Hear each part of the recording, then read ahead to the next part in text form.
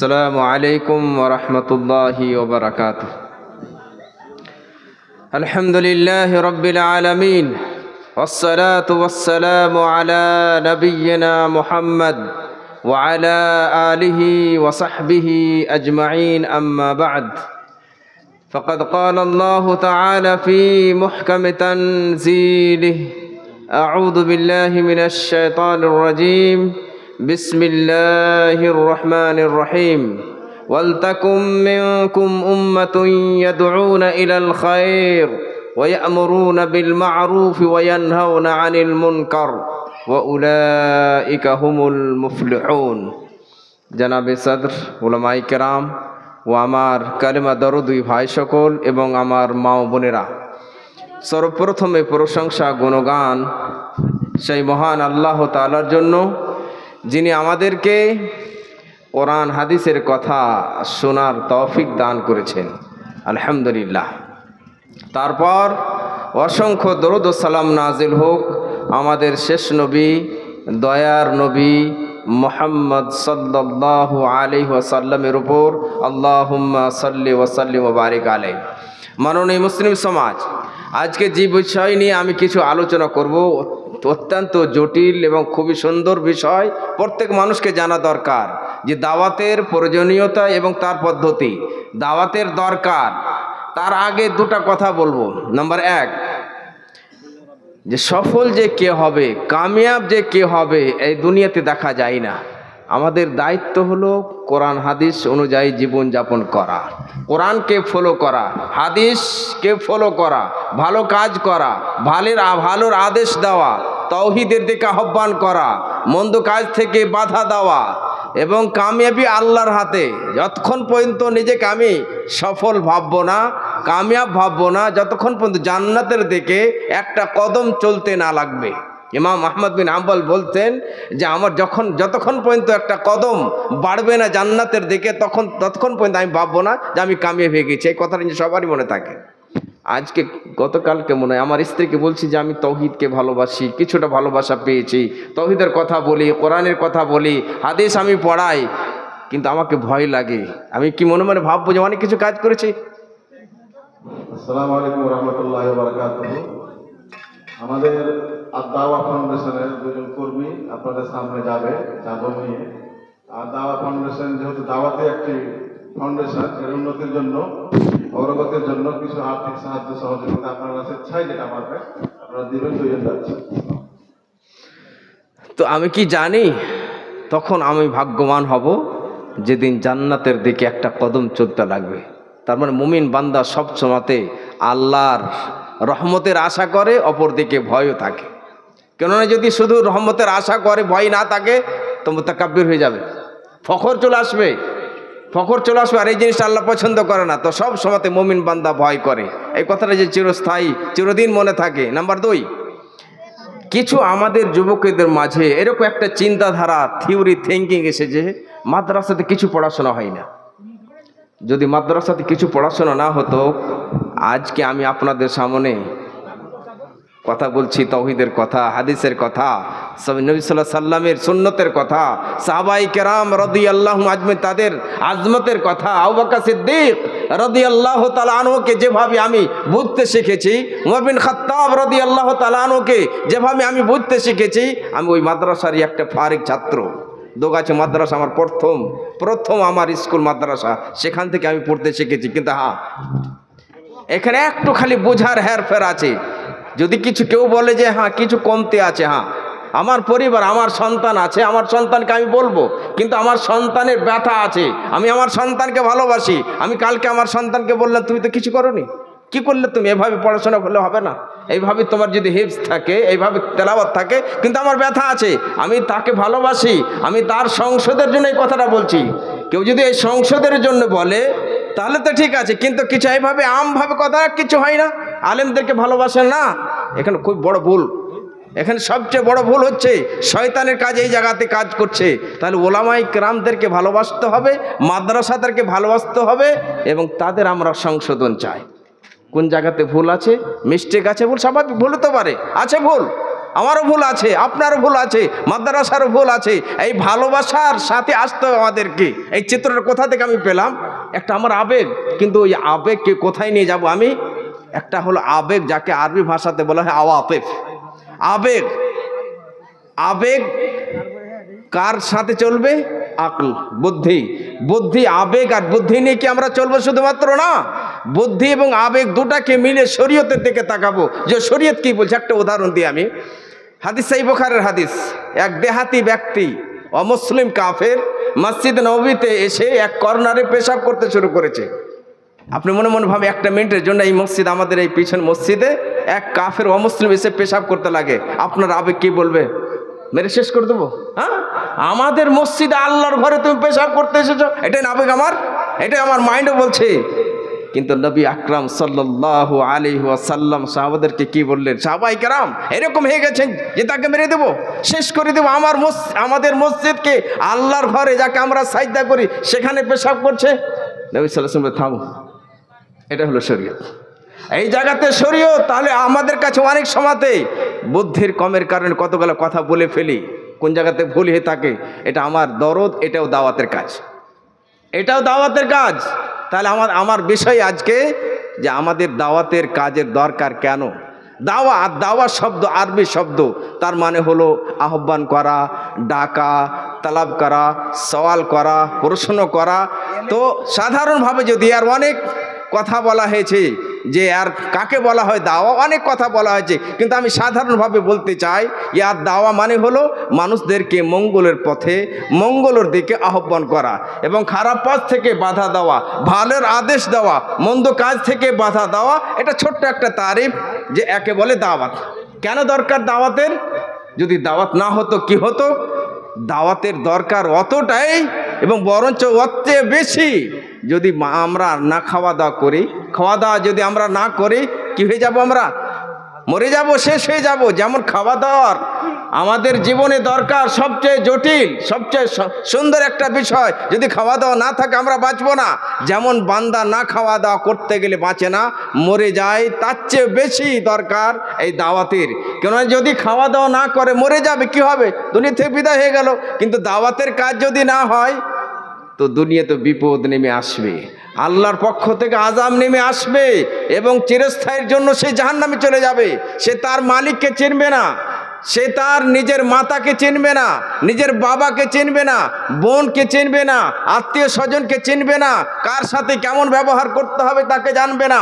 আমি আমার স্ত্রীর সাথে আমার কেমন ব্যবহার হওয়া দরকার, আমার সন্তানের সাথে আমার কেমন ব্যবহার দরকার, আমার বন্ধুদের সাথে আমার কেমন ব্যবহার দরকার, এগুলো জানবে না। তার মানে দরকার, খুবই জরুরি।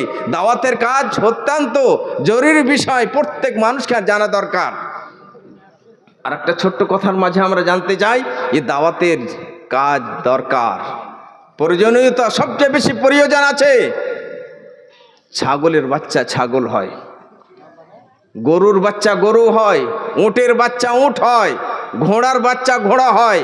মানুষের বাচ্চা যখন মানুষ হতে পারেন, তাকে মানুষ বানাইতে হয়, তাকে মানুষ বানাইতে হয়, তাকে শেখাতে হয় যে খাওয়ার সময়তে তুমি কি বলবে, তোমার এটা আব্বা, এটা তোমার মা, এটা তোমার নানি লাগে, এটা তোমার খারা লাগে। আমরা শিখাই, আমরা কি শেখাবো না? সারা জাহানের বাদশা আল্লাহ, কে তোমাকে সৃষ্টি করেছিল?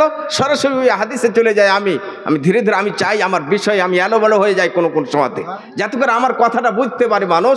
নবী আকরাম সাল্লাল্লাহু আলাইহি সাল্লাম, এক ছোট্ট উমর ইবনে সালমা রাদিয়াল্লাহু, ছোট্ট সন্তান উমর ইবনে সালমা রাদিয়াল্লাহু, ছোট্ট সন্তান, কেমন দাওয়াতের দরকার। আমরা অনেক সময়তে মা বাবা বলে থাকি, আমার ছোট্ট সন্তান বুঝে না, বাহার থেকে খেতে শুরু করেছে, বিসমিল্লাহ বলে না খেতে শুরু করেছে, যেখান থেকে খেতে শুরু করেছে, যাকে মন তাকে গালিগুলো করছে। তখন মাই বলছে, ছোট ছেলে কিছু বোঝে না। এখানে দাওয়াতের দরকার আছে। ওই সন্তান ছোট থেকে বড় হয়, আর বড় হয়ে ওই সন্তান সুন্দর হবে, ওই সন্তান ভদ্র হবে, আখলাকমন্দ হবে, চরিত্রবান হবে। উমর ইবনে আবি সালমা রাদিয়াল্লাহু তাআলা আনহু, যোগ্য সাহাবী রাদিয়াল্লাহু তাআলা, ছোট্ট ছিলেন। উনি বলছেন, উনি কে ছিলেন? উমর ইবনে আবি সালমা, উম্মু সালমা রাদিয়াল্লাহু আনহা, আমাদের মা, ওনার আগেকার স্বামীর সন্তান। নবী সাল্লাল্লাহু আলাইহি সাল্লামের রাবিব, নবী সাল্লাল্লাহু আলাইহি সাল্লামের আন্ডারে ওই সন্তান ছিল। নবী সাল্লাল্লাহু আলাইহি সাল্লামের কাছে উনি বলছেন নিজের ঘটনাটি, সেই বুখারীর মধ্যে এসেছে, কুনতু গোলামান ফি হাজরি রাসূলিল্লাহ সাল্লাল্লাহু আলাইহি সাল্লাম, আমি নবী সাল্লাল্লাহু আলাইহি সাল্লামের আন্ডারে নবী সাল্লাল্লাহু আলাইহি সাল্লামের কাছে একটা ছোট্ট শিশু ছিলাম, ছোট্ট ছেলে ছিলাম। গোলাম মানে গোলাম নয়, কিছু এরকম ব্রাদার উঠেছে, গোলামের তরজমা গোলাম দিয়ে করছে, নাউজুবিল্লাহ। কোরআনের অর্থ, কোরআন আরবি ভাষা না বুঝে আজকে দাওয়াতের ফিল্ডে নেমে গেছে। একটুকু ভয় লাগে না, মনে করছে কি না কি করেছে, এখন কামিয়াবি আমার হাতে, ফেসবুকে আমার নাম চলছে, আমি কামিয়াব, জান্নাত পেয়ে গেছি, বাস। ভয়, একটা আলেমে দিন 20 বছর পড়ার পরে ভয় লাগছে কথা বলতে, কোন জায়গাতে মিস্টেক করছি, কোন জায়গাতে কি করছি, কোন জায়গাতে কি হলো, ভয় লাগছে। বারবার চেক করা হচ্ছে, বারবার লেখে লেখে পয়েন্টগুলো লিখে রাখছি, এ কি কথা বলতে যাচ্ছি। ও বাংলা পড়ে পড়ে মুহাদ্দিসে গেছে। উমর ইবনে খাত্তাব, এই কথাটা কেন আমি বলছি, আমার কওমকে আমি ভালোবাসি, আমার কওমকে ভালো দিশা দিতে চাই, জান্নাতের দিকে আহ্বান করতে চাই। গোলামের তরজমা গোলাম দিয়ে করেছে না, কখনো না। গোলামের তরজমা ছোট্ট শিশু, যার ছোট হয় 10 বছরের নিচে যারা হয় তাকে গোলাম বলা হয়। বাংলাতে যদি অনুবাদ, আমি বাংলা বেশি বুঝি না, কিন্তু একটা অনুবাদ যদি করা যায়, এ আমার প্রিয় বাবু, এ আমার খোকা, এরকম শব্দ দিয়ে করা যায়। তো উনি বলছেন যে আমি নবী সাল্লাল্লাহু আলাইহি সাল্লামের আন্ডারে একটা ছোট শিশু ছিলাম, ছোট ছেলে ছিলাম, খোকা ছিলাম। ওয়া কানাত ইয়াদি তাতিশু ফিস সাহফা, আমার হাতটা খাবার সময়তে প্লেটে এদিকে সেদিকে হচ্ছিল, কোন সময়তে মধ্যখান থেকে উঠে খায়, কোন সময়তে ডান দিক থেকে খায়, কোন সময়তে আগে পিছন দিক থেকে খায়, আগা দিক থেকে খায়, এইভাবে আমি খাওয়া দাওয়া করছি। নবী সাল্লাল্লাহু আলাইহি সাল্লাম এই জায়গা থেকে হচ্ছেন দাওয়াতের কাজ করছেন। তার মানে ছোট্ট আপনার সন্তান আছে, তা বলি সেই জায়গাতে দাওয়াতের দরকার নাই, সেই জায়গায় দাওয়াতের দরকার না। ওই ছেলেটা ধ্বংস হয়ে যাবে, ওই সন্তানটা নষ্ট হয়ে যাবে, ওই সন্তানটা এমন একটা সময় আসবে আপনি মা হয়ে বুঝতে পারেন না, আপনি তাকে আদরে বান্দর বানিয়েছেন। ওই সন্তান এমন সময় আসবে আপনাকে বাড়ি থেকে বহিষ্কার করে দিবে, বের করে দিবে। আপনি তাকে দাওয়াতের কাজ শেখাননি, দাওয়াতের দিকে আল্লাহর পথে আহ্বান করেননি, নেকির পথে আহ্বান করেননি। কি বলছে আমি পরে বলব। ওমর ইবনে আবু সালমা রাদিয়াল্লাহু আনহু বলছেন যে খাবার সময়তে প্লেটে দাঁই বাঁ দিকে সেদিকে আমার হাত যাচ্ছে। নবী সাল্লাল্লাহু আলাইহি সাল্লাম উত্তম টিচার, উত্তম টিচার, উত্তম মুআল্লিম, শিক্ষক। কি সুন্দর ভঙ্গিমা। একটু যদি একটু থেমে যায় আমরা, আমার সামনে যদি আপনার সামনে অন্য কারোর ছেলে খাওয়ার সময় এদিকে সেদিকে এদিকে সেদিকে করে, কেমন লাগবে আপনাকে? মনে হয় আমি যদি হাদিসটা না পড়তাম, মনে হয় এরকম আবেগী হতাম, দু তামাচা মেরিয়ে দিতাম। কিন্তু নবী আকরাম সাল্লাল্লাহু আলাইহি সাল্লাম উত্তম শিক্ষক। নবী সাল্লাল্লাহু আলাইহি ওয়াসাল্লাম বলছে, ইয়া গোলাম, মোহাব্বত, ভালোবাসা, এই আমার খোকা, এই আমার প্রিয় বাবু। ভালোবাসা তার মানে এক শিক্ষকের ভালোবাসা হতে হবে, এক দায়ীকে ভালোবাসা দিতে হবে। ভালোবাসা না থাকতে গেলে তারা শিক্ষা পায় না। নবী সাল্লাল্লাহু আলাইহি সাল্লামকে আল্লাহ রাহমাতুল লিল আলামিন বানিয়ে পাঠিয়েছেন। দাওয়াতের কাজে যদি কঠোরতা হয়, সেখানে দাওয়াতের কাজ গ্রহণ হয় না, সেখানে ফেটে যায়, নষ্ট হয়ে যায়। আল্লাহ তাআলা নবী সাল্লাল্লাহু আলাইহি সাল্লাম ব্যাপারে বললেন, ওয়া মা আরসালনাকা ইল্লা রাহমাতাল লিল আলামিন, আমি আপনাকে সারা জাহানের জন্য দয়ালু বানিয়ে প্রেরণ করেছি, পাঠিয়েছি। নবী সাল্লাল্লাহু আলাইহি সাল্লাম সেই সন্তানকে ডেকে বলছেন, ইয়া গোলাম, হে আমার প্রিয় বাবু, হে আমার খোকা, সাম্মিল্লাহ, আল্লাহর নাম লাও। আল্লাহু আকবার, কি চমৎকার। তাই তুমি আল্লাহর নাম লাও। তাহলে প্রথমে ভালোবাসা দিলেন, তারপরে নবী সাল্লাল্লাহু আলাইহি সাল্লাম দাওয়াতের কাজ শুরু করলেন যে যখন তুমি খাবে আল্লাহর নাম নিবে। তার মানে ছোট্ট ছেলেদেরকে তাওহীদের দিকে আহ্বান করলেন। আজকে কিছু লোকেরা বলে থাকে তাওহীদ মাওলানা একটু বিষয়টা একটু খুশক বিষয়, তাওহীদ সবাই বুঝতে পারবে না। নবী সাল্লাল্লাহু আলাইহি সাল্লাম ছোট্ট শিশুটাকে, শিশুর সামনে, এই খোকার সামনে তাওহীদের সবাক, এই তাওহীদের পাঠ দিয়ে দিলেন যে আমার প্রিয় বাবু, এই আমার খোকা, যখন তুমি খাবে আল্লাহর নাম নিয়ে খাবে। একরকম চিত্র দিলেন, কেন তার নামে খাবো? কেন ওই আল্লাহ তোমাকে রুটি খেতে দিয়েছে। আমি সারাংশে বলতে চাইছি মফহুমটা, যে এই একটা গতি, যে তোমাকে এই ভাত কে খেতে দিয়েছে? ওই আল্লাহ। এই তোমাকে পানি দিয়েছে, কে পানি দিয়েছে? ওই আল্লাহ। ওই আল্লাহর নাম নিবে নাকি? ওই আল্লাহর কি নাম নিবে না? তুমি আল্লাহর নাম নিয়ে খাও, তাওহীদের শিক্ষা দিলেন। তারপরে বললেন কুল বিয়ামিনিক, ডান হাত দিয়ে খাও। আজকে অনেক মানুষ আছে চা পান করার সময়তে এক ডান হাতে চা পান করছে, দ্বিতীয় হাতে বিস্কুট। কয়েকদিন আগে এক মাস্টারকে দেখছি আমাদের মাদ্রাসারই, বল মাস্টার সাহেব কী ব্যাপার, বাঁ হাতে খেয়েছেন? ও খেতে থাকলো, কিন্তু আমার দায়িত্ব আমি তাকে কথা বলবো। কিন্তু ধীরে ধীরে যখনই জিনিসটা মজা পাবে তখন বরদাস্ত হারিয়ে ফেলবে। আর একদিনকে কথা বলে দিই, এখন অনেক ধীরে ধীরে আমি অনেক কথা বলবো, কিন্তু সময় কম আছে। দাওয়াতের ক্ষেত্রে অনেক সময় কঠোরতা অবলম্বন হয়, আমার দ্বারাই হয়েছে। মসজিদে নববীতে ইফতারির সময় এক মিস্ত্রিকে দেখছি যে ওই ইফতারের সময়তে বাঁ হাতে খেজুরটা নিয়ে মুখে ভরে দিয়েছে, মিস্টেক হয়ে গেছে। আমার এমন রাগ হয়েছে, আর বলছি ইয়া শেখ কুল বিয়ামিনিক, রাগ ক্রোধের সাথে। এখন আমি বলি যদি এখন আমি হতাম তাকে বলতাম ইয়া আখি আল করিম বারাকাল্লাহু ফিক কুল বিয়ামিনিক। ওই জায়গাতে আরেকজন ছিলেন, তো আমাকে বলছে একটু, তার মানে দাওয়াতের কাজ কোমলভাবে নরমভাবে হবে। আগে আমি পয়েন্টটা বলবো ইনশাল্লাহ। তাহলে দাওয়াতের কাজ নরমভাবে করতে হবে, কঠোরতার সাথে। হ্যাঁ, মাদ্রাসাকে বন্ধ করে দিতে হবে। আমি সবাইকে ভালোবাসি, যুবকদেরকে ভালোবাসি, কেন যুবকদের মাঝে কিছু মাইন্ড এরকম এসেছে না, আমরা জান্নাত চাই, আর যারা জান্নাত চায় তারা কোমল হয়, যারা জান্নাত চায় দয়ালু হয়, যারা জান্নাত চায় তারা দয়ালু হয়। হাদিসের মাঝে এসেছে, আমি এদিকে একটু হয়ে যাচ্ছি। হাদিস এই বুখারীর হাদিস, এক যোগ্য সাহাবী আকরা বিন হাবিস রাদিয়াল্লাহু তাআলা আনহু বলছেন, নবী সাল্লাল্লাহু আলাইহি সাল্লাম, আমার 10টি সন্তান, আমি কোনোদিন কোনো সন্তানকে চুম্বন দিইনি, বুসা দিইনি। ফানাদারা ইলাইহি, নবী সাল্লাল্লাহু আলাইহি সাল্লাম তার দিকে তাকাচ্ছেন আর বলছেন, ইন্নাহু লা ইয়ারহাম লা ইউরহাম, যে দয়া করতে জানে না তার উপরে আল্লাহ দয়া করে না। যদি আমরা দয়ার অধিকার হতে চাই, আর আল্লাহ আমরা সবসময় দয়ার, আমরা হকদার, দয়ার মোহতাজ, সব সময়তে আল্লাহর আমরা আশা করি যে আল্লাহ তুমি যদি আমার উপরে দয়া না করো, আমাদের উপরে দয়া না করো, রহমত বর্ষণ না করো, আমরা বাঁচতে পারবো না। তাহলে যদি আমরা আল্লাহর রহমতের অধিকার হতে চাই, তো কোমল হতে হবে, নরম হতে হবে, দয়ালু হতে হবে, নিজের মা বাবার জন্য, ছেলে মেয়েদের জন্য, আত্মীয় স্বজনের জন্য। চমৎকার আয়াত সূরা নূরের মধ্যে এসেছে, আবু বকর সিদ্দিক রাদিয়াল্লাহু তাআলা আনহুর ব্যাপারে আল্লাহ অবতীর্ণ করেছেন, আলা তুহিব্বুনা আন ইয়াগফিরাল্লাহু লাকুম ওয়াল্লাহু গফুরুর রহিম। আল্লাহ বড় ক্ষমাশীল, বড় দয়ালু। পূর্ণ চিত্র আয়াতকে দেখতে যান, আপনি আনন্দের সাগরে ভাসতে লাগবেন, আর বলবেন না আমি দয়ালু হব। কেন আমি কঠোর হব? কেন কঠোর হতে গেলে আমার জান্নাতের বাধা চলে আসবে। আমি দয়ালু হব যদি আজকের পর থেকে এই কথা বুঝতে পারি, আমরা দয়ালু হবেন মা বাবার জন্য, নিজের স্ত্রীর জন্য দয়ালু হবেন। তার মানে দাওয়াতের দরকার। দাওয়াত যখনই আপনি জানতে পারবেন, মা খালারা আপনি মানে কি এই জালসাতে কেন গেছে, এই প্রোগ্রামে কেন গেছে, আপনার স্বামী যদি এই কথাটা ভালোভাবে বুঝে নেয়, আজকে তৌফিক তাকে দিয়ে দেয় যে দয়ালু যদি আমার স্ত্রীর জন্য হতে পারি, আমি আল্লাহ আমার উপরে দয়া করবে। তাহলে আমি আমার স্ত্রী কেন টর্চার করব, কেন তাকে গালিগালাজ করব, কেন তাকে বাধা দিব? আমি তার সাথে কোমল ব্যবহার করব, আমি দয়ালু হব। আমি যদি তার জন্য দয়ালু হই, আল্লাহ আমার উপরে দয়া করবে। আল্লাহু আকবার। তাহলে সন্তানদেরকে চুমন দেওয়া দয়া, আর এই দয়ার কারণে কি হবে?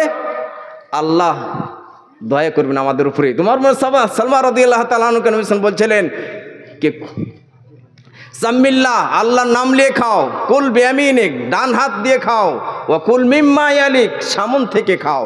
3টা কথা বলে দিলেন। উমর বিন আবদুল সালমা রাদিয়াল্লাহু তাআলা আনহু এই যে দাওয়াতের কথা শুনলেন নবী সাল্লাল্লাহু আলাইহি সাল্লামের কাছ থেকে, কেমন মুআল্লিম ছিলেন, কেমন শিক্ষক ছিলেন, কেমন নরম দয়ালু। উনি বলছেন, ফামা জালাত তিলকা তি'মাতি বা'দু, তাহলে এই অভ্যাসটা আমার চিরদিনকার জন্য থেকে গেল, কোনোদিন আর ছাড়েনি। আল্লাহু আকবার। ছাত্র সুন্দর যখন এই উপদেশ পেলেন, এই দাওয়াত পেলেন, উনি বলছেন, ফামা জালাত তিলকা তি'মাতি বা'দু, এই অভ্যাসটা আমি চিরদিনকার জন্য নিজের জন্য জরুরি করে নিলাম। ওইভাবে আমার জীবনযাপন চললো। সামিনে কেরাম, দাওয়াতের কাজ খুবই জরুরি। কেন জরুরি নয়?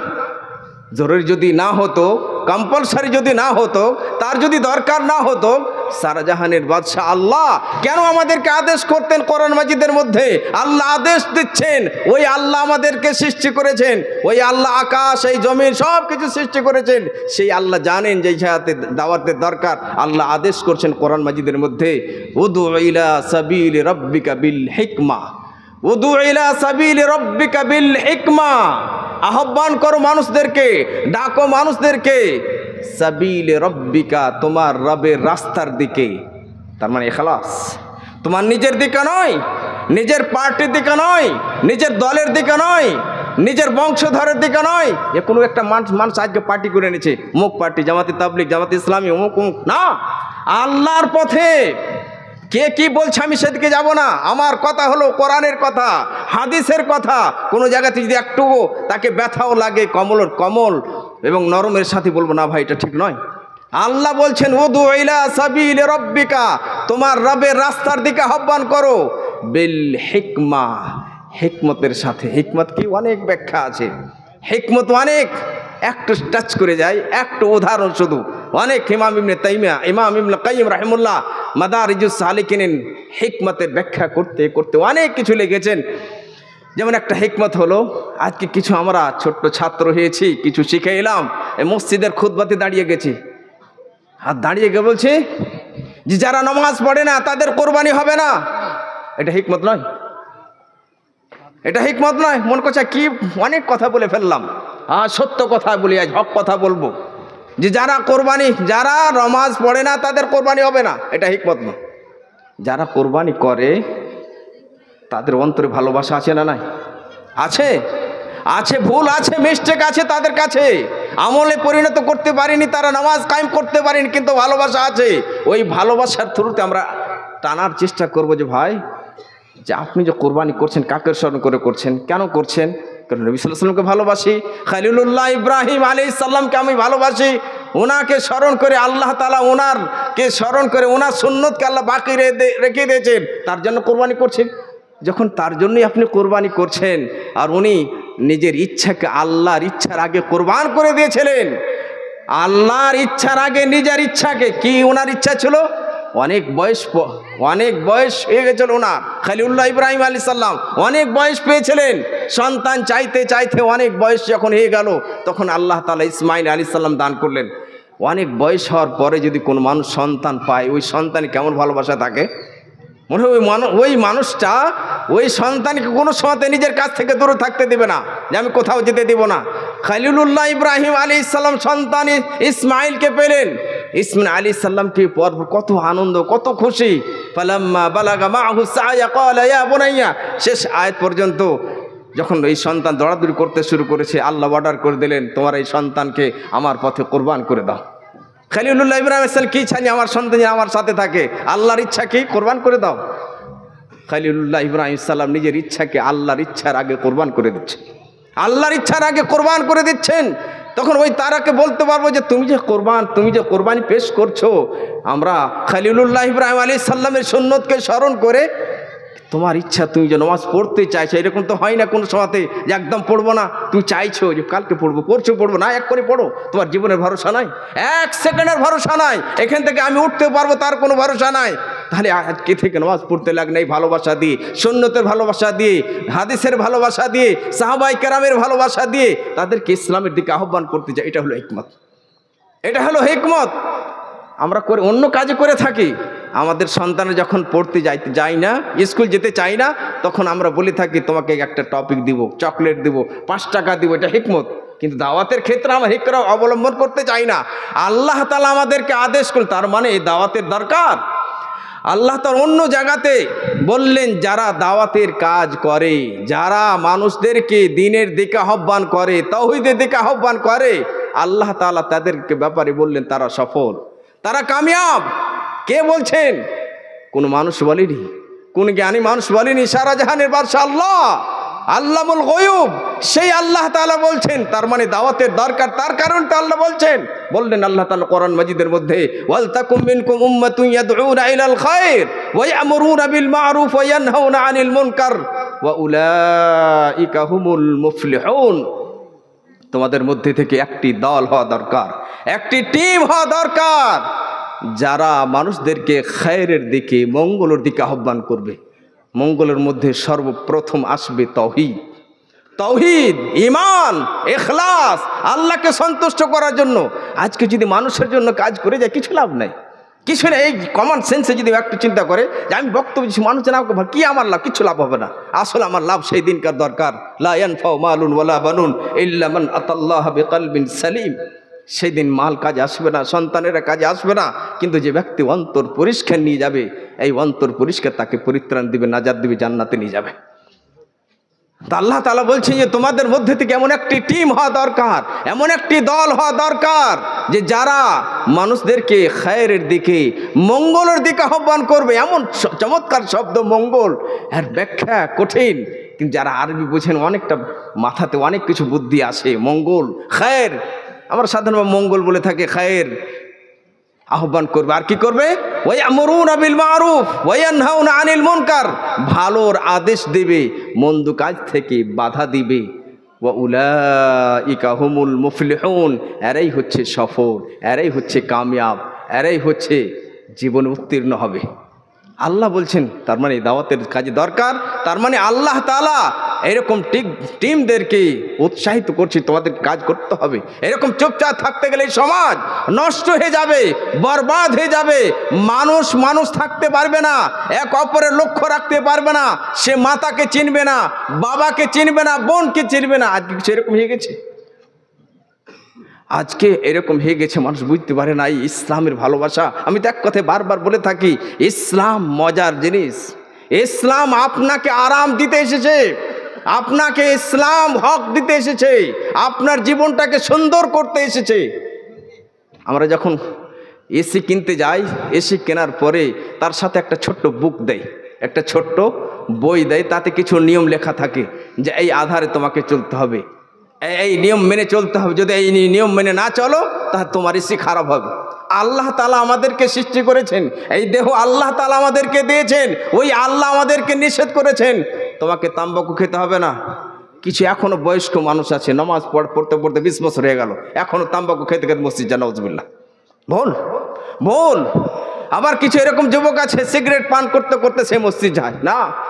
আল্লাহ তাআলা সবচেয়ে বেশি দয়ালু, আল্লাহ তাআলা বান্দাদেরকে সবচেয়ে বেশি ভালোবাসেন। হাদিস এই বুখারীর হাদিস, আমি সময় পাবো না ওই হাদিসগুলো দিলে, কেন যখনই আপনি শুনবেন ওই ভালোবাসা তৈরি হবে, আর ভাববে যে আল্লাহ আমাদেরকে এত ভালোবাসেন। ওই ভালোবাসার কারণে আমাদেরকে এই নিষেধ দ্রব্য থেকে নিষেধ করেছেন, মদ পান থেকে নিষেধ করেছেন। তার মদ আজকে আমাদের ছেলে মেয়েদের মাঝে মদ পান খুব বেশি হরহ। আজকে এই মোবাইলে গেম খেলছে তারা। আল্লাহ তাআলা এই সমস্ত গেম, যে জিনিসগুলো, যে খেলগুলো আল্লাহর জিকির থেকে গাফেল করে দেয়, কোরআনের তেলাওয়াত থেকে গাফেল করে দেয়, আল্লাহর ভালোবাসা থেকে গাফেল করে, হারাম। তা আল্লাহ যে সমস্ত জিনিস থেকে আল্লাহ বাধা দিয়েছেন, এতে মানুষের মঙ্গল আছে। আল্লাহ তৈরি করেছেন, আল্লাহ জানেন, আল্লাহুল গায়ব, আমাদেরকে নিষেধ করে দিয়েছেন এই কাজগুলো করতে হবে না। আল্লাহ আমাদেরকে নামাজের আদেশ করেছেন। তাওহীদের পরে সবচেয়ে জটিল গুরুত্বপূর্ণ ইবাদত নামাজ, সালাত। নামাজ কায়েম করতে হবে, নামাজ পড়তে হবে। ওয়াকিমুস সালাহ ওয়াতুজ যাকাত, নামাজ কায়েম করো, যাকাত প্রদান করো। হে বান্দা, তুমি কি করে থাকতে পারো, কি করে তুমি থাকতে পারো নামাজ না কায়েম করে? এই নামাজের ব্যাপারে সর্বপ্রথম প্রশ্ন করা হবে কিয়ামতের দিন। কি তুমি নামাজ পড়তে? তাহলে নামাজের আহ্বান যদি না করে, দরদ থাকতে হবে এক দায়ের মাঝে, এক আলেমে দ্বীনের মাঝে যে আহ্বান করছে তার মধ্যে যে দরদ থাকে, ব্যথা অন্তরে পায় যে আমার সমাজের মানুষেরা বেনামাজি হয়ে চলে যাচ্ছে, কি হবে, কি গতি হবে, তাদের কি দশা হবে। এটা নয় তাকে আমি ঘৃণা করি, তার ব্যথার কারণে কি হবে, কি গতি হবে। নবী সাল্লাল্লাহু আলাইহি ওয়াসাল্লাম দায়ী ছিলেন, ইমামুদ দুআত। নবী আকরাম সাল্লাল্লাহু আলাইহি ওয়াসাল্লাম ব্যথা পেতেন। সূরা কাহফের মধ্যে ওই চিত্রটা এনেছেন আল্লাহ তাআলা। তার মানে এক দায়ের মধ্যে দরদ যেন থাকে, ভালোবাসা থাকে। ফালা আল্লাকা বাখিউন নাফসাকা আলা আসারিহিম ইন লাম ইউমিনু বিহাদাল হাদিস আসাফা। আল্লাহ বলছেন, নবী সাল্লাল্লাহু আলাইহি ওয়াসাল্লাম, মনে হচ্ছে যেন আপনি নিজের জান প্রাণকে শেষ করে দেবেন এদের পশ্চাতে। কি কারণে? এই কারণে নয় যারা আপনার কথাকে মানে না, এই কারণে নয় যারা আপনাকে ব্যথা দিচ্ছে, আপনাকে কষ্ট দিচ্ছে, বরঞ্চ এই চিন্তা ভাবনা নিয়ে যে এই লোকেরা যদি ঈমান না নিয়ে মারা যায়, তাহলে কিয়ামতের দিন কি গতি হবে, কি হাসর হবে, এই চিন্তা ভাবনা এক দায়ের মধ্যে এই গুণ, এই সিফাত থাকা দরকার, দরদি সে হবে। আর আয়াতে আল্লাহ তাআলা বলছেন, যারা দিনের দিকে আহ্বান করে, যারা দিনের কথা বলে, তাওহীদের দিকে আহ্বান করে, তাওহীদের কথা বলে, কোরআনের কথা বলে, আল্লাহর ভালোবাসার কথা বলে, সাহাবায়ে কেরাম রাদিয়াল্লাহু আজমাইন, যাদের থ্রুতে আমরা ইসলাম পেয়েছি, যিনাদেরকে আল্লাহ তাআলা চয়েস করে নিয়েছিলেন, যিনাদেরকে বেছে নিয়েছিলেন, যিনারা নবী সাল্লাল্লাহু আলাইহি সাল্লামের সঙ্গের সাথী, যিনারা মাল দিয়ে, জান দিয়ে নবী সাল্লাল্লাহু আলাইহি সাল্লামের সাথে জিহাদ, নবী সাল্লাল্লাহু আলাইহি সাল্লামের সাথ হয়ে কাফেরদের বিরুদ্ধে জিহাদ করেছিলেন, তাদের কথা বলবে। নবী সাল্লাল্লাহু আলাইহি সাল্লাম বললেন, এই ব্যক্তির কথা সবচেয়ে উত্তম। এই জায়গাতে বললেন না আল্লাহ তাআলা যে ডাক্তার কথা সবচেয়ে বেশি ভালো, ইঞ্জিনিয়ার কথা সবচেয়ে বেশি ভালো, আর অন্য মানুষের কোনো কথা বেশি ভালো? আল্লাহ তাআলা বলছেন, ওয়ামান আহসানু কাওলাম মিম্মান দাআ ইলাল্লাহ ওয়া আমিলা সালিহান ওয়া ক্বালা ইন্নানি মিনাল মুসলিমিন। ওই ব্যক্তির কথা থেকে উত্তম কথা, ভালো কথা কার হতে পারে? যে ব্যক্তি আল্লাহর দিকে আহ্বান করলো, আল্লাহর দিকে ডাকলো।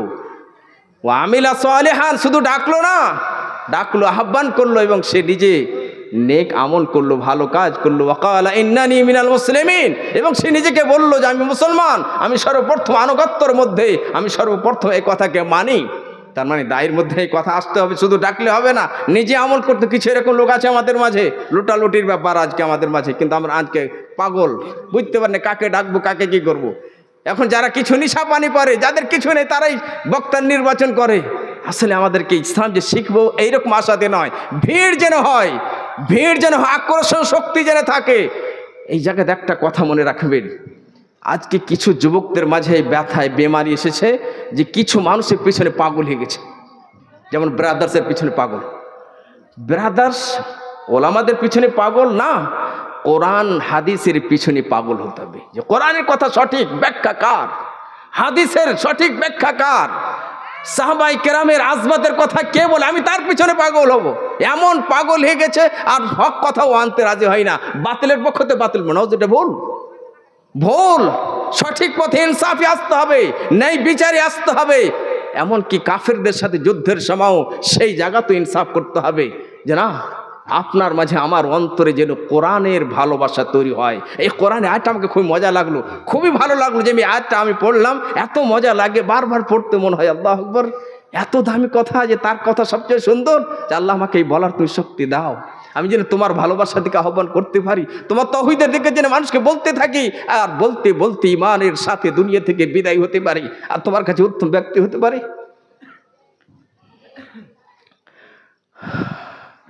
আর এক জায়গাতে আল্লাহ তাআলা নবী সাল্লাল্লাহু আলাইহি সাল্লামকে সম্বোধন করে বলছেন, কুল হাদিহি সাবিলি আদউ ইলাল্লাহি আলা বাসীরাতিন আনা ওয়া মান ইত্তাবাআনি।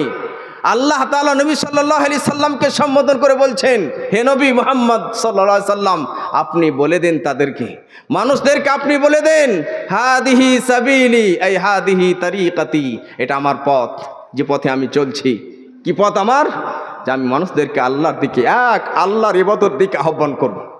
নবী সাল্লাল্লাহু আলাইহি সাল্লামের পথ একটাই, যে আল্লাহর ইবাদতের দিকে আহ্বান, এবং আমার সঙ্গে আল্লাহর ইবাদত, এক আল্লাহর ইবাদতের দিকে আহ্বান করবে, কোনো পার্টির দিকে নয়, কোনো দলের দিক দিয়ে নয়, কোনো হিজবের দিক দিয়ে নয়, অন্য কোনো জামাতের দিকে নয়, এক আল্লাহর ইবাদতের দিকে আমি আহ্বান করি, এটাই আমার পথ। আগে আলা বাসীরাতিন, আলা বাসীরাতিন, ইমাম তাবরি রাহিমাহুল্লাহ, ইমাম তাবরি রাহিমাহুল্লাহ বলছেন, আলা বাসীরাতিন আই আলা ইলমিন, ইলমের সাথে সাথে। কিছু ব্রাদার এসেছে আমাদের মাঝে, বলতে গেলে বক্তা হয় না, বলতে পারতে গেলে অনেক আমাদের ইলমি গ্রামে এরকম মানুষ আছে, বয়স্ক মানুষ, ও 1 ঘন্টা 2 ঘন্টা বলবে। হক কোরআন হাদিস ছাড়া কোনো জায়গাতে হক নাই। দুনিয়ার মাঝে একটাই এলম এমন আছে, যেটা কোরআন হাদিসের এলম, তাতে কোনো ঝঞ্ঝট ঝামেলা নাই, একদম সঠিক, একটুকু সেখানে ভুল নাই। এবং এলম ছাড়া, এই কোরআন হাদিসের এলম ছাড়া যে কোনো এলম আপনি যাবেন, অনেক জায়গাতে ভুল আছে, ভ্রান্তি আছে, ভুল তথ্য আছে। যেমন আপনার কিছু বলি পড়ে থাকেন, এই যে মানুষ এসেছে বান্দর থেকে, বল আরও কতগুলো জিনিস আপনি নিজে নিজে ভাবতে পারবেন, কিন্তু কোরআনের কথা যখনই আপনি পড়বেন, হাদিসের কথা পড়বেন, তার জন্য সাহাবাই কেরাম রাদিয়াল্লাহু আজমাইন তারা পুরোপুরিভাবে এ কোরআনকে বুঝেছিলেন। তাদের বাড়িতে কোরআন অবতীর্ণ হয়েছিল, তারা আরবি ভাষা বুঝতেন, তারা খায়রের লোভী ছিলেন, জান্নাতের লোভী ছিলেন, দিনকে সবচেয়ে বেশি ভালোভাবে বুঝতেন, নবী সাল্লাল্লাহু আলাইহি সাল্লামকে সবচেয়ে বেশি ভালোবাসতেন, নবী সাল্লাল্লাহু আলাইহি সাল্লামের সুন্নতকে সবচেয়ে বেশি আঁকড়ে ধরতেন। ওনারা এই মজাটা পেতেন আর বলতেন যে কোরআন হাদিস ছাড়া অন্য কোনো ইলম আর ইলম লাগে না, ফালতু বেকার লাগে, ফজল লাগে আমাকে। এই কথাটা এখন ধীরে ধীরে একটু ভালো লাগে আর মজা লাগে, একটু মনে হয় বুঝতে পারি। তা আল্লাহ বলছে, এটা নবী সাল্লাল্লাহু আলাইহি সাল্লাম বলছেন, এটা আমার পথ। আর আমার সেটা পথ কি? যে আমি মানুষদেরকে আল্লাহর ইবাদত দিকে আহ্বান করি, আলা বাসীরাতিন, ইলমের সাথে, শরীয়তের জ্ঞানের সাথে। তার মানে যে দাওয়াতের কাজ করবে, ইলম যদি না থাকে, নিজে পথভ্রষ্ট হবে, অপরকে পথভ্রষ্ট করবে। সাবধান। আমরা অন্য কাজে তো আমরা খুব চালাক, অনেক বুদ্ধিমান। আপনার ছেলে অসুখে পড়েছে, কোথায় যাব? অমুক ডাক্তার কাছে, না না পাশে ডাক্তার না, কি জানি কি হয়ে যাবে, ভালো ডাক্তার, পয়সা লাগবে বেশি, আমার পেশেন্ট যেন ভালো থাকে। দিনের খাতিরে যেমন তেমন না। ইমাম বুখারী তো ফেসবুকের মাঝে কোথাও পাবেন না, ইমাম বুখারীকে ইউটিউবের মাঝে কোথাও পাবেন না, আপনি পাবেন। কিন্তু ইমামুল জাবাল, পাহাড়, সমুদ্র, আল্লাহ তাআলা কোরআনের পরে ইমাম বুখারীকে দরজা দিয়েছেন। আল্লাহ এত সম্মান আল্লাহ তাআলা দিয়েছেন। তাহলে এই মানুষের কাছে, যার কাছে ইলম আছে, সেখানে ধাপিত হইতে হবে, আল্লাহর কাছে চাইতে হবে, আল্লাহ তুমি হক দাও, আল্লাহ তুমি আমাকে হক দাও। নবী আকরাম সাল্লাল্লাহু আলাইহি সাল্লাম আমাদেরকে শিখিয়ে দিয়েছেন যে অন্তরটা যে কখন ফিরে যাবে, এদিক সেদিক হয়ে যাবে, কেউ জানে না। তার জন্য সেই মুসলিমের হাদিস, নবী সাল্লাল্লাহু আলাইহি সাল্লাম এই দোয়াটা করতেন এবং আমাদেরকে শিক্ষা দিলেন, ইয়া মুকাল্লিবাল কুলুব সাব্বিত কলবি আলা দীনিক। হে হৃদয়ের পরিবর্তনকারী, তুমি আমার হৃদয়কে তোমার দ্বীনের উপরে টিকিয়ে রাখো, তোমার দ্বীনের উপরে টিকে রাখো, এদিকে সেদিকে যেন না হয়ে যায়। সবসময় আল্লাহর কাছে দোয়া করতে হয়, কে জানি কোন পথে চলে যাবো।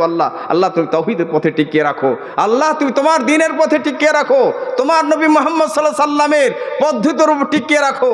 এবং সাহাবাই কেরাম রাদিয়াল্লাহু আজমাইন, তারা সকলেই জান্নাতি, তাদের পথে, তাদের মানহাজে যেন আমরা টিকে থাকতে পারি এবং মরার পরে তাদের সাথে জান্নাতে যেতে পারি। তাহলে ইলম হতে হবে। ইলম ছাড়া দাওয়াতের কাজ হবে না, পথভ্রষ্ট নিজে হবে, অপরকে পথভ্রষ্ট করবে।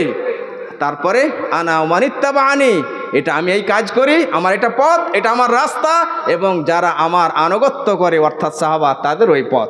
তাদের কাছে ইলম ছিল, তারা ইলম নিয়ে কাজ করতেন। যেমন সহিহ বুখারীর হাদিস, নবী আকরাম সাল্লাল্লাহু আলাইহি সাল্লাম দাওয়াতের কাজ, তার মানে দাওয়াতের কাজ জরুরি, কম্পালসারি করতে হবে। দাওয়াতের কাজ যদি না হয়, সমাজ ধ্বংস হয়ে যাবে, পশুর মতো সমাজ হয়ে যাবে, মানুষকে চিনবে না, পশু থেকেও খারাপ হয়ে যাবে। নবী আকরাম সাল্লাল্লাহু আলাইহি সাল্লাম মুআয বিন জাবাল রাদিয়াল্লাহু তাআলা আনহুকে ইয়ামান পাঠাচ্ছেন আর বলছেন, ইয়া মুআয ইন্নাকা তা'তি কওমান মিন আহলিল কিতাব। এই মুআয, তুমি কোথায় যাচ্ছ জানো? ইন্নাকা তা'তি কওমান মিন আহলিল কিতাব, ইহুদ ও নাসারা, ইয়ামানে ইহুদ ও নাসারা থাকতো, ইহুদ ও নাসারা কওমের কাছে তুমি যাচ্ছ। তার মানে নবী সাল্লাল্লাহু আলাইহি ওয়াসাল্লাম এত চমৎকার মুআল্লিম, শিক্ষক, আগে ইশারা করে কোথায় যাচ্ছ জানো তুমি? সেখানে ইহুদ ও নাসারা আছে, তাদের কাছে ইলম আছে, প্রস্তুত হয়ে যাও, তৈয়ার হয়ে যাও। যদি তৈয়ার না হয়ে যাও, মোনাজারা যখন ফেসে যাবে, তখন তোমার কারণে ইসলামটা ছোট হয়ে যাবে, তোমার কারণে যেন ইসলাম ছোট না হতে পারে। ইসলাম উঁচু, সব সময় উঁচু থাকবে। ইসলাম এই দুনিয়ার মাঝে সবচেয়ে সুন্দর ধর্ম, সবচেয়ে সুন্দর দিন। ইন্নাল্লাহা জামিলুন ইউহিব্বুল জামাল, আমার রব সুন্দর এবং আমার রব সৌন্দর্যকে পছন্দ করেন। তো নবী সাল্লাল্লাহু আলাইহি ওয়াসাল্লাম বললেন, ইন্নাকা তা'তি কওমান মিন আহলিল কিতাব, মুআয তুমি ইহুদ ও নাসারার কওমের কাছে যাচ্ছ, প্রস্তুত হয়ে যাও, তৈয়ার হয়ে যাও। সারাহীন অপেক্ষা করতে, এই কথাটা কেন বললেন? তার মানে তৈয়ার হয়ে যাও। যেমন কোনো বাবা নিজের সন্তানকে বলছে, কোথায় যাচ্ছ? পরীক্ষা দিতে না? কারণ এই কথাতে একটু গতি আছে যে পরীক্ষা দিয়ে তৈয়ারি আছে, তৈয়ারি হয়ে যাও, প্রস্তুতি নিয়ে যাও। নবী সাল্লাল্লাহু আলাইহি ওয়াসাল্লাম বললেন, ইলম নিয়ে যাও, ইলমের দরকার। মুআয বিন জাবাল রাদিয়াল্লাহু তাআলার ব্যাপারে ইতিহাস যখন আপনি পড়তে যাবেন, উলামায়ে কেরামরা লিখছেন যে হালাল ও হারামের ব্যাপারে সবচেয়ে বেশি মাহের ছিলেন, হালাল ও হারামের ব্যাপারে সবচেয়ে বেশি মাহের ছিলেন।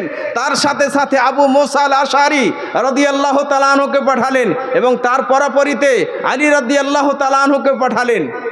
সবাই উলামায়ে দ্বীন ছিলেন, আলেমে দ্বীন ছিলেন, তারা কোরআন পড়তেন। সেই বুখারীর লম্বা বড় হাদিস আছে, সময় নেই যে হাদিসটাকে নিয়ে আনি, দেখতে পেতেন যে আপনি যে মুআয বিন জাবাল রাদিয়াল্লাহু তাআলা আনহু, আবু মুসা আল আশআরী রাদিয়াল্লাহু তাআলা আনহু আলাদা আলাদা এলাকাতে চলে গেছেন। যেমন উদাহরণস্বরূপ একজনকে সাহেবগঞ্জে পাঠিয়ে দেওয়া হয়েছে, আর একজনকে আমাদের পাকুড়ে পাঠিয়ে দেওয়া হয়েছে। দাওয়াতের কাজ করতে করতে হঠাৎ করে দুজনে সাক্ষাৎ হয়ে গেছে। ওই সময়তে জিজ্ঞাসা করছেন, কতটা কোরআন পড়ছো? আজকে কিছু ব্রাদার্স নেমেছে, আয়াত নম্বর দিয়ে বক্তব্য দেয়, এত নম্বর আয়াত। তখন আমরা বাস রে, কিন্তু বিশাল বড় মুহাদ্দিস যে কোরআন পড়তে জানেন, ও ফির দাওয়াতের কি কাজ করবে? এটা আমার হিংসা নয়, এটা মানহাজুস সালাফের ধ্বংস ওড়াচ্ছে তারা, তার জন্য এটা আমার ব্যথা। কাউকে আমি ঘৃণা চোখে দেখি না, এই জিনিসটা ভুলে গেছি।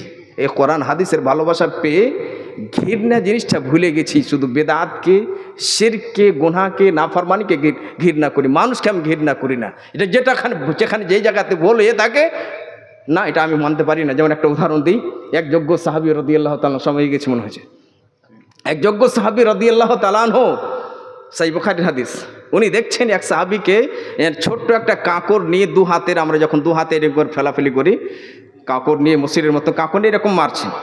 তো সাহাবী রাদিয়াল্লাহু তাআলা বলছেন যে নবী সাল্লাল্লাহু নিষেধ করেছেন, নবী সাল্লাল্লাহু আলাইহি সাল্লাম নিষেধ করেছেন, এটা পছন্দ করেননি, এই কথা বলে চলে গেলেন। আবার দেখছেন যে এভাবে আবার ফেলাফেলি করছেন। তো উনি বলছেন ওয়াহাদ্দিসুকা আন রাসূলিল্লাহ সাল্লাল্লাহু আলাইহি ওয়াসাল্লাম, আমি তোমার সামনে নবী সাল্লাল্লাহু আলাইহি ওয়াসাল্লামের হাদিস পেশ করছি, আর তুমি ওয়াতাকদিফুল কাযাফ, আর তুমি এই পাথরটাকে এরকম চালাতে আছো। ওয়াল্লাহি লা ইউকাল্লিমুকা আবাদা, আল্লাহর কসমকে বলছি আমি তোমার সাথে কখনো কথা বলবো না। তাহলে যা কিছু কথা আমার আপনার হবে শুধু কোরআন হাদিসের কে সামনে রেখে হিংসা হাসাদের কারণে না। তো মুআয বিন জাবাল রাদিয়াল্লাহু তাআলা আনহুকে পাঠালেন, আবু মুসা আল-আশআরী রাদিয়াল্লাহু তাআলা কে পাঠালেন, তারা নম্বর দিয়ে কোনো সময় কথা বলেননি। আয়াত পড়তে গেলে, আয়াতের তেলাওয়াত করতে গেলে মুমিন বান্দা যদি অর্থ বুঝতে পারে অন্তর কমল হয়ে যায়, অন্তর কমল হয়ে যায়, নরম হয়ে যায়। আর যদি অর্থ নাও বুঝে তারপরেও অন্তরটা যেন শান্তি পায়। সাধারণ মানুষ আপনি যে কাজটা করুন, কোরআন পড়তে গেলে আপনাকে ভালো লাগে না? ভালো লাগে, ভালো লাগে, ভালো লাগে। আর যে কোরআনের অর্থ বুঝতে পারে তাহলে ওর কত যে মজা লাগে সে বুঝতে পারে, আপনাকে কল্পনার বাইরে যে আপনাকে আমি ওই জিনিসটাকে আমি বুঝিয়ে দেখাতে পারবো। তাহলে মানহাজে সালাফ। তারপরে নবী সাল্লাল্লাহু আলাইহি সাল্লাম শিক্ষা দিলেন, যখন সেখানে যাবে তখন কি করবে? ফাদউহুম ইলা শাহাদাতি আল্লা ইলাহা ইল্লাল্লাহ, তাদেরকে সর্বপ্রথম কালেমায়ে তাওহীদ লা ইলাহা ইল্লার দিকে আহ্বান করবে, লা ইলাহা ইল্লার দিকে আহ্বান করবে। এরকম কিছু এখন তাওহীদই বোঝে না, দাওয়াতের ফিল্ডে নেমে গেছে। কেন? একটা শখ, একটা নেশা, একটা দেওয়ানা যে আমি দাওয়াতের কাজে নামবো। দাওয়াতের কাজের জন্য ইলমের দরকার, যেমন সাহাবায়ে কেরামের কাছে ছিল। কিন্তু এখানে জায়গাতে একটা প্রশ্ন আপনি করবেন যে ওলামায়ে কেরামের একটা জায়গা আছে এবং প্রত্যেক সাধারণ মানুষের একটা জায়গা আছে। ওলামায়ে কেরাম নিজের তাকাত, নিজের যোগ্যতা হিসেবে তারা তাদের ফিল্ডে কাজ করবেন, এবং যারা নামেননি তাদেরকে আমি আহ্বান করব, নামেন, এতে পরিত্রাণ আছে। এবং দাওয়াতের কাজে থাকতে গেলে সবচেয়ে বড় লাভ আছে যে দ্বীন ইসলামের উপরে অটল থাকতে পারবে। অটল থাকার জন্য বড় একটা মাধ্যম। যদি মানুষ কোনো সময় দেখে যে আমলের দিক দিয়ে একটু কমতি আছে, যখন কথা বলে তখন অন্তরটি একটা কথা, একটা শব্দ ভেসে আসে যে আব্দুল মহিদ তুমি কথা বলছো কেন, এটা করতে পারো না?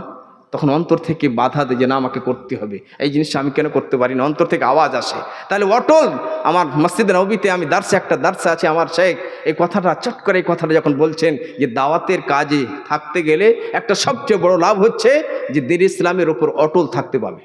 অটল কেন? সবচেয়ে বেশি ভয় যে কোন জায়গাতে আমল করতে করতে হঠাৎ করে দাঁই বাঁই হয়ে গেল বান্দা, তখন পথভ্রষ্ট হয়ে যায়, তখন জাহান্নামের দিকে চলে যেতে লাগে। তো অটল থাকতে হবে। তার জন্য কোরআন মাজিদের মধ্যে আল্লাহ তাআলা বলছেন ইন্নাল্লাযীনা ক্বালু রাব্বানাল্লাহ, ইন্নাল্লাযীনা ক্বালু রাব্বানাল্লাহ, ইন্নাল্লাযীনা ক্বালু রাব্বানাল্লাহ, যারা বলে দিল যে আল্লাহ আমার রব। রব কি মানে? তার অর্থ রব আমার সৃষ্টিকর্তা, আমার মালিক, আমার মালিক, আমার সৃষ্টিকর্তা, আমার মুরাব্বি, আমার মুসলিহ, আমার সংশোধনকারী।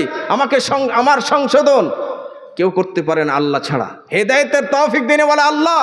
আল্লাহ যদি আমাকে তৌফিক না দেয় আমি একটুকু আর কথা বলতে পারবো না। আল্লাহ যদি আমাদের সকলকে তৌফিক না দেয় আমরা নামাজ কায়েম করতে পারবো না। তার জন্য আল্লাহর কাছে দোয়া করতে হবে, রব্বি জাআলনি মুকিমাস সালাতি মিন যুররিয়াতি, কে আল্লাহ তুমি আমাকে নামাজি বানাও, আমার সন্তানদেরকে তুমি নামাজি বানাও। ইন্নাল্লাযীনা ক্বালু রাব্বানাল্লাহ, যারা বলে দিল যে আল্লাহ আমার রব, আমার মালিক, আমার সৃষ্টিকর্তা, আমার মুরাব্বি, সুম্মাস্তাকামু, তারপরে সেই পথে অটল থাকলো। বিপদ আসতে গেলো, মুসিবত আসতে গেলো, যেমনই কথা আসুক না কোনো অটল থাকলো না আমি আমার রবকে মেনে নেছি। কেউ এসে বলবে আমার সামনে তালওয়ার উঠিয়ে যে না তুমি বলে দাও তোমার রব আল্লাহ নয়, না আমি মানতে রাজি নই, আমি আমার রবকে আমি বলে দিচ্ছি তুমি আমার রব, তুমি আমার মালিক, শুধুমাত্র তোমারই আমি ইবাদত করব। তোমারই সামনে এই কপালখানা ঝুঁকবে, অন্য কারোর সামনে ঝুঁকতে পারে না। আমি দুনিয়া থেকে বিদায় হতে রাজি আছি, কিন্তু অন্যের সামনে এই কপালখানার ঝুঁকাতে রাজি নয়। অটল থাকলো সে। আল্লাহ তাআলা বলছেন ফালা খাউফুন আলাইহিম ওয়ালা হুম ইয়াহজানুন, তাদের কোনো ভয় নাই এবং তারা উদাস হবে না, গমগীন হবে না। দাওয়াতের দরকার। প্রশ্ন এসছে যে আমরা মাসিক ইজতেমা করি, তো এই ইজতেমাটাকে কেউ ফিতনা বলছে, এই ব্যাপারে বলুন। সাপ্তাহিক ইমাম মুহাম্মদ বিন সালেহ আল উসাইমিন রাহিমাহুল্লাহ বলছেন যে আমরা এমন দিন থেকে পিছন পা হয়ে গেছি, দূরে সরে গেছি, অন্তর আমাদেরকে মরতে শুরু হয়েছে। যে দিনের কাজ, কোরআনের কথা, হাদিসের কথা শুনতে গেলে অন্তরটা জিন্দা হয়, অন্তরটা জাগে। এই অন্তরটাকে জাগাবার জন্য যে সময় সময়ে দাওয়াতের দরকার, হাপ্তাতে বরঞ্চ উনি বলছেন যে প্রত্যেক দিন 5 মিনিট করে দরকার। আমরা যে জমানাতে বসবাস করি, যে যুগে বসবাস করছি, যে কোন সময় এমন টান মেরে দিচ্ছে দুনিয়ার দিকে, সে বান্দা ভুলে যাচ্ছে আখিরাত তো আছে নাকি, ওয়াল আখিরাতু খায়রুন ওয়া আবকা। তাহলে বান্দাদের দরকার যে ইজতিমাই হাপ্তাতে ইজতিমা যেন হয়, কোরআন হাদিসের আলোকে কথা হয়, মাসে হয়, এবং মধ্যে মধ্যে আর একটা সবাই মিলে যে না আমাদের দরকার আজকে আমরা একটা বক্তাকে নিয়ে আসবো, আমরা কিছু কথা শুনবো। এই কোরআন হাদিসের কথা শুনতে গেলে তার অন্তরটা জড়িয়ে যায়, অন্তরটা আলো, অন্তরে আলো, ইমানের নূর, তৌহিদের নূর এসে যায়। তো এটা ফিতনা বলা একটা ভুল কথা। হ্যাঁ, কেন আপনি ফিতনা বলছেন? হতে পারে আপনার মধ্যে হিংসা আছে, হাসাদ আছে, কোনো যদি সত্যি কোনো জায়গাতে ভুল আছে আপনি সংশোধন করেন। মুমিন বান্দা হচ্ছে এক অপরের জন্য আয়না, মুমিন বান্দা এক অপরের জন্য আয়না। আয়নার সামনে যখন আপনি দাঁড়াবেন তখন আয়না আমাকে বলবে যে আব্দুল মহিদ তোমার এখানে দাগ আছে। ওই আয়না কাউকে ঘৃণা করে না, ওই আয়না কাউকে বলে বেড়ায় না যে এই লোকটা ভালো নয়, ওই লোকটা ভালো নয়, এই বলা না। মুমিন বান্দা এক অপরের জন্য আয়না। তাহলে এই ভুল কথা যেটা ফিতনা, সবাই মিলে কোন জায়গাতে যদি ভুল আছে বলছে না আমার এখানে এইটা করতে হবে, এক অপরের জন্য মঙ্গল কামী হতে হবে, দরদি হতে হবে, দরদ জেনে থাকে। আবু বকর এই জায়গা থেকে আবু বকর সিদ্দিক রাদিয়াল্লাহু আনহু একটা ঘটনা বলে দিই, দাওয়াতের কেমন উনি দাওয়াতের কাজে জড়িত থাকতেন, দাওয়াতের দরকার। আবু বকর সিদ্দিক রাদিয়াল্লাহু তাআলা আনহু নবীদের পরে, এ কথাটা মনে রাখবেন, নবীদের পরে সর্বোত্তম ব্যক্তি নবী সাল্লাল্লাহু আলাইহি সাল্লামের উম্মতে আবু বকর সিদ্দিক রাদিয়াল্লাহু তাআলা। এটা ভালোবাসা, ইবাদত। নবীদের পরে নবী সাল্লাল্লাহু আলাইহি সাল্লামের সঙ্গের সাথীর মধ্যে সর্বোত্তম ব্যক্তি হচ্ছেন আবু বকর সিদ্দিক রাদিয়াল্লাহু তাআলা আনহু। বরকতময় ফ্যামিলি, ওনার জীবনে শুধু বরকতই বরকত। অনেক হাদিস এসেছে, যখন কথাগুলো শুনবেন সত্যি ভালোবাসা জেগে যাবে যে না আবু বকর সিদ্দিক রাদিয়াল্লাহু কেন ভালোবাসি। উসাইদ বিন হুদায়র রাদিয়াল্লাহু তাআলা বলছেন যে এটা আপনার প্রথম বরকত নয়, আপনাদের পরিবারের অনেকবার আপনাদের জীবনে বরকত এসেছে। এই আবু বকর সিদ্দিক রাদিয়াল্লাহু তাআলা আনহু উনি ওনাকে নিজের সঙ্গের সাথীর মাঝে নবী সাল্লাল্লাহু আলাইহি সাল্লামের সঙ্গের, নবী সাল্লাল্লাহু আলাইহি সাল্লামের যারা সঙ্গের সাথী ছিলেন সাহাবা, এক কথায় যা সাহাবার মধ্যে উত্তম ব্যক্তি আবু বকর সিদ্দিক রাদিয়াল্লাহু তাআলা ছিলেন। কি কারণ উত্তম ব্যক্তি হলেন? তার কারণ যদি আমরা জানতে পাই, এই দাওয়াতের কাজ এবং তাওহীদ। আবু বকর আল মুজানি বলছেন মা ফাকা আবু বকর সিদ্দিক রাদিয়াল্লাহু তাআলা আনহু আসহাবাহু ইল্লা বিসাওমিন ওয়ালা সালাতিন ইল্লা বিশাইইন কানা ফি কলবি। উনি আবু বকর আল মুজানি বলছেন, আবু বকর সিদ্দিক রাদিয়াল্লাহু তাআলা উনি নিজের সাথীদের মধ্যে উত্তম ব্যক্তি হওয়ার এটা কারণ ছিল না যে উনি বেশি বেশি নফল নামাজ পড়তেন। উত্তম হওয়ার কারণ এটা ছিল না উনি বেশি বেশি নফল পড়তেন, একটা কারণ ছিল যেটা ওনার অন্তরে ছিল। ইল্লা বিশাইইন কানা ফি কলবি, যেটা ওনার অন্তরে ছিল। কি ছিল? হুব্বুল্লাহ, আল্লাহর ভালোবাসা। আল্লাহর ভালোবাসা, আল্লাহর ভালোবাসা। দাওয়াতের কাজ যদি না হয় তো আল্লাহর ভালোবাসা কোথা থেকে তৈরি হবে? তার মানে দাওয়াতের কাজের দরকার, এই দাওয়াতি কাজের দরকার। আল্লাহর ভালোবাসা কোথা থেকে তৈরি হলো? তার মানে আবু বকর সিদ্দিক রাদিয়াল্লাহু তাআলা আনহু তাওহীদকে ভালোভাবে বুঝতেন যে আল্লাহ আমাকে সৃষ্টি করেছে, আল্লাহ আমার মালিক, সেই আল্লাহ আকাশ তৈরি করেছেন, সেই আল্লাহ জমিনখানা তৈরি করেছেন, সেই আল্লাহ আমাকে আহার দেয়, আর সেই আল্লাহ আমাকে বাংলা দিয়েছেন, সেই আল্লাহ আমাকে মা বাবা দিয়েছেন, যা কিছু পেয়েছি এটা হচ্ছে ছোট্ট একটা তাওহীদুর রুবুবিয়্যাত। ওই আল্লাহ ইবাদত যোগ্য, ওই আল্লাহকে আমি ভালোবাসি। ওই আল্লাহর নাম হচ্ছে রহমান, সবচেয়ে বেশি দয়ালু আল্লাহ, সবচেয়ে বেশি। আজকে আমরা কাকে দুনিয়াতে সবচেয়ে বেশি দয়ালু ভাবি? মা, বাবা। কিন্তু এই মা চেয়েও বেশি দয়ালু আল্লাহ, এই বাবা চেয়েও সবচেয়ে বেশি দয়ালু আল্লাহ। ইউসুফ আলাইহিস সালাম নবীর সবচেয়ে বেশি আল্লাহকে চিনতে পারতেন, আল্লাহর পরিচয় তারা পেয়েছিলেন। তার ভাইরা যখন এসে বলল যা পুরো ইউসুফ আলাইহিস সালাম যে ঘটনাটা, তারা তো ক্ষমা চাইছে যে আমরা ভুল করেছি, ক্ষমা করে দাও, মাফ করে দাও। তো ইউসুফ আলাইহিস সালাম বলেছেন লা তাসরিবা আলাইকুল ইয়াউম, আজকে কোনো ইন্তেকাম লওয়া হবে না, আজকে তোমাদের কাছে বদলা লওয়া হবে না। ইয়াগফিরুল্লাহু লাকুম, আল্লাহ তোমাদেরকে জেনে ক্ষমা করে দেয়। ওয়াহু আরহামুর রাহিমিন, যারা আরবি বুঝেন তারা মজা লাগে। ওয়াহু আরহামুর রাহিমিন, যারা দয়া করে ওই সমস্ত দয়া কারণেওয়ালার মধ্যে সবচেয়ে বেশি দয়ালু আল্লাহ। ওই আল্লাহর কাছে, তার মানে বলছেন যে তুমি ওই আল্লাহর কাছে ক্ষমা চাও, ওই সবচেয়ে বেশি দয়ালু ক্ষমাশীল তার কাছে। তখন যখন এই বান্দা এই জিনিসটা জানবে, ওই আল্লাহকে ভালোবাসতে শুরু করবে। তো আবু বকর সিদ্দিক রাদিয়াল্লাহু তাআলা অন্তরে ছিল হুব্বুল্লাহ, আল্লাহর ভালোবাসা। আর দ্বিতীয় নম্বর কি ছিল? ওয়ান নুসহু লিখালকি, আল্লাহর সৃষ্টির জন্য সৎ উপদেশ, সৎ পরামর্শ, দাওয়াতের কাজ। যখনই কোনো জায়গাতে কাউকে দেখেছেন যেটা সুন্নতের বিরুদ্ধে হচ্ছে, তখন বলেছেন লাকাদ কানা লাকুম ফি রাসূলিল্লাহি উসওয়াতুন হাসানাহ, নবী সাল্লাল্লাহু আলাইহি সাল্লামের জীবনেতে আমাদের জন্য উত্তম আদর্শ রয়েছে, নমুনা রয়েছে, এটা আমাদেরকে করতে হবে, এটা ওই সেদিকে যাই না। এই সৎ উপদেশ, ভালোর উপদেশ এবং মন্দ কাজ থেকে বাধা, এই জজবা, এই শখ, এই বেদনা, এই দরদ যেন আমাদের মাঝে থাকে, যে বান্দার অন্তরে আল্লাহর ভালোবাসা থাকবে, আল্লাহর ভালোবাসা থাকবে, তার সৃষ্টিকর্তার ভালোবাসা থাকবে এবং তার সৃষ্টির জন্য সৎ উপদেশ দিবে, এই দরদ থাকবে। একে কি করে আমি জান্নাতের দিকে আহ্বান করব।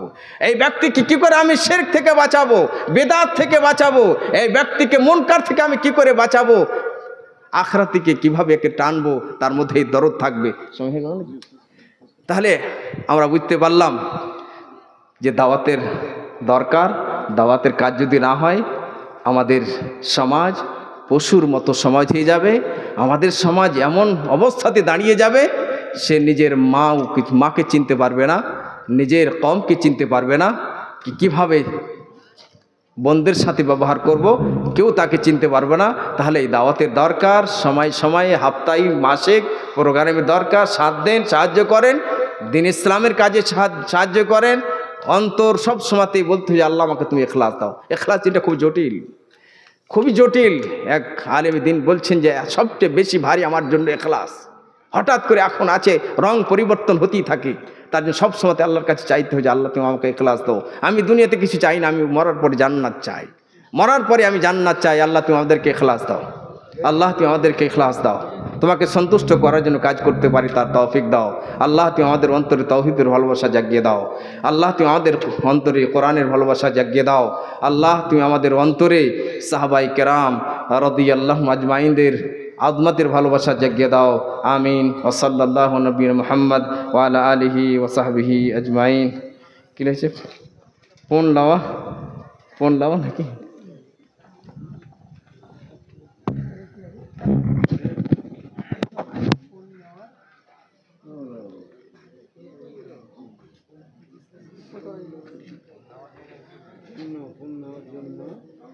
কিছু কথা জানি না কি ভঙ্গিমাতে বললাম, কিন্তু দরদ ছিল।